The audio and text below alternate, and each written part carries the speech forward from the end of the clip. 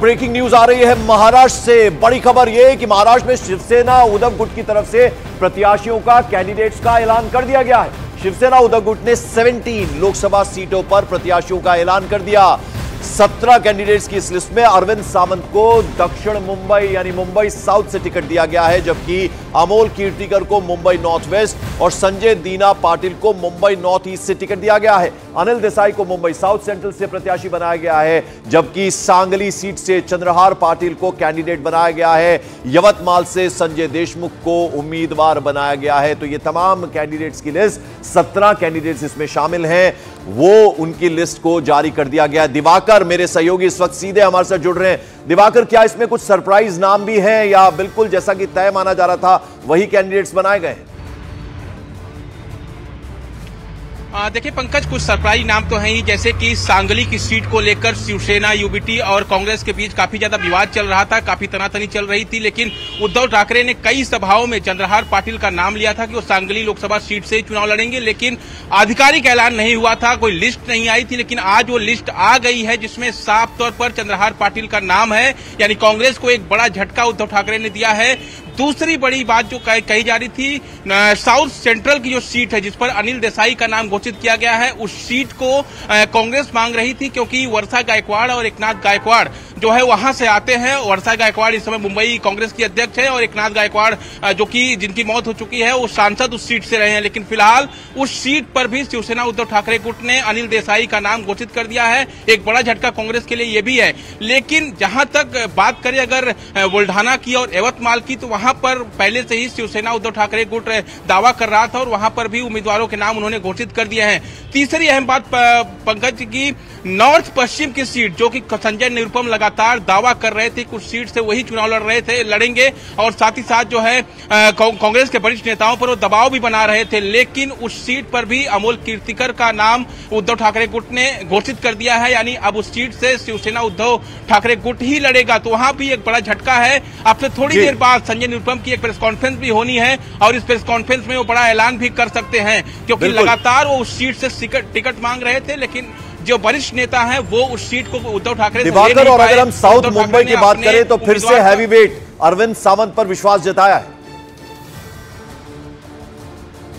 देखिए पंकज, जाहिर तौर पर, लेकिन अरविंद सावंत 2019 में जब चुनाव लड़े थे तो वो एनडीए के साथ थी शिवसेना, उस वक्त उनके साथ वो चुनाव लड़े थे। लेकिन इस बार वो महाविकास आघाड़ी के साथ जा रहे हैं, महाविकास आघाड़ी के उम्मीदवार हैं वो। तो अरविंद सावंत का नाम तो साउथ मुंबई की सीट से घोषित हो चुका है, लेकिन एनडीए की तरफ से, जो एनडीए और महायुति है महाराष्ट्र में, उसकी तरफ से किसका नाम अनाउंस किया जाता है वो अभी बाकी है, क्योंकि उस सीट पर एमएनएस भी दावा कर रही है, शिवसेना शिंदे गुट जो है वो भी दावा कर रहा है और बीजेपी की कोशिश है कि उनके उम्मीदवार वहां उतारे जाएं। लेकिन अब तक फाइनल नहीं हो पाया। उम्मीद है कि कल ये फाइनल हो जाएगा कि अरविंद सावंत के सामने महायुति का कौन सा उम्मीदवार खड़ा होगा। बिल्कुल, और दक्षिण मुंबई इसलिए भी क्योंकि सबसे पॉश इलाका है और वहां का जो वोटर है बहुत सोच समझकर वोट देता है, तो इसलिए अरविंद सावंत को वहां से उतारा गया। लेकिन जैसा कि हमारे सहयोगी दिवाकर बता रहे थे कि उनके सामने कौन कैंडिडेट होगा ये भी देखने वाली बात होगी। उधर सूत्रों के हवाले से खबर है कि महाविकास आघाड़ी में सीट बंटवारे का फॉर्मूला तय हो गया। गठबंधन ने 2 सूरतों में सीटों का बंटवारा किया है।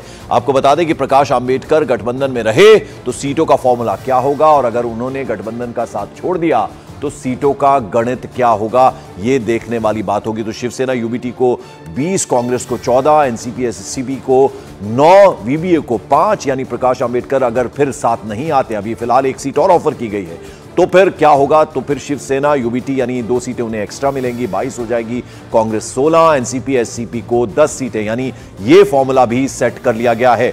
हमारे साथ दिवाकर लगातार बने। दिवाकर, अगर ये हम महायुति की बात करें तो यहां पर अब माफ कीजिएगा, अगर हम महाविकास आघाड़ी की बात करें तो सीट शेयरिंग फॉर्मूला, अगर प्रकाश अंबेडकर साथ नहीं आते हैं तो फिर उस सूरत में क्या होगा, वो जरा उसके बारे में अगर आप बता दें हमें। देखिए, महाविकास आघाड़ी अब भी प्रकाश अंबेडकर को अपने साथ लाने की कोशिश कर रही है और जिस तरह से प्रकाश अंबेडकर ने कल एक बड़ा दबाव बनाया महाविकास आघाड़ी पर और उम्मीद ये जताई जाने लगी कि वो अकेले अब चुनाव लड़ने जाएंगे, जिसके बाद महाविकास आघाड़ी की तरफ से एक नया ऑफर प्रकाश अंबेडकर को दिया गया है। 4 की जगह 5 सीटों का ऑफर प्रकाश अंबेडकर को है। लेकिन प्रकाश अंबेडकर क्या महाविकास आघाड़ी के साथ आएंगे? ये अब से थोड़ी देर बाद जब वो 11 बजे अकोला में प्रेस कॉन्फ्रेंस करने वाले हैं, वो ये साफ करेंगे कि वो महाविकास आघाड़ी के साथ जाएंगे या फिर अकेले चुनाव लड़ेंगे। थे। लेकिन अगर प्रकाश अंबेडकर साथ नहीं आते हैं तो शिवसेना उद्धव गुट 22 सीटों पर। बिल्कुल, जरा दिवाकर अब दूसरी तरफ की बात कर लेते हैं, महायुति की बात कर लें। महाराष्ट्र में महायुति में सीट फॉर्मूला फाइनल होने पर एनसीपी अजीत पवार गुट ने अपने 2 कैंडिडेट्स का नाम जारी कर दिया है। रायगढ़ से सुनील तटकरे और शिवाजी राव पाटिल को शिरूर से टिकट दिया गया है। इस पर बात करते हैं हमारे दिवाकर, हमारे सहयोगी हमारे साथ। दिवाकर, जरा ये 2 नामों के बारे में बताइए।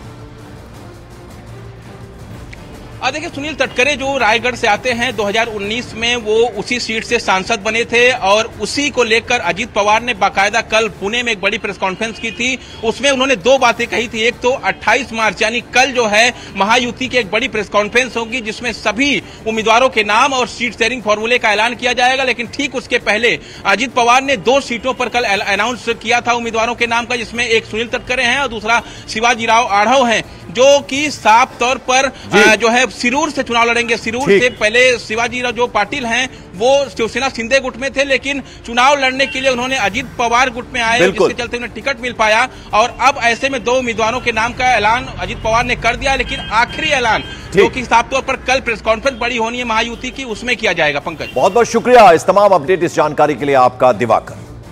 और मॉर्निंग प्राइम में अब जरा रुख करते हैं बंगाल का। पश्चिम बंगाल में बीजेपी नेता दिलीप घोष के मुख्यमंत्री ममता बनर्जी पर दिए गए एक विवादास्पद बयान से सियासी घमासान मच गया। तृणमूल कांग्रेस ने दिलीप घोष के बयान पर आपत्ति जताते हुए उनकी शिकायत इलेक्शन कमीशन से करने की बात कह दी है।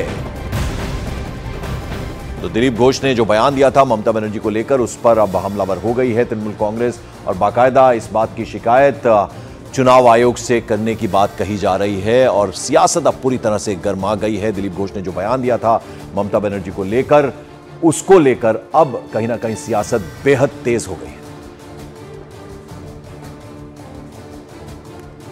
दीदी की गोवा तो हमें गोवार में त्रिपुरा में बाप तो ठीक करो। दीदी की गोवा तो हमें गोवार में त्रिपुरा में बाप तो ठीक करो।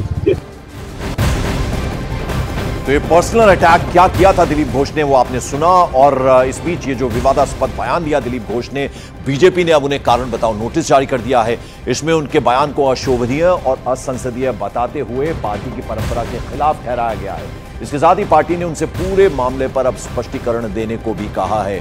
दिलीप घोष ने जो बयान दिया, जो पर्सनल अटैक एक तरह से सीएम ममता बनर्जी पर किया, एक महिला मुख्यमंत्री पर किया, उस पर बीजेपी बहुत कंसर्न है और कारण बताओ नोटिस जारी कर दिया गया है। उनके इस बयान को पूरी तरह से अशोभनीय और अनपार्लियामेंट्री बताया गया है और इसे पार्टी परंपरा के खिलाफ बताया है। और साथ ही साथ आप पूरे मामले पर स्पष्टीकरण दे दिलीप घोष, ये कहा गया है। तो बाकायदा उन्हें चिट्ठी लिखकर कारण बताओ नोटिस जारी किया गया है।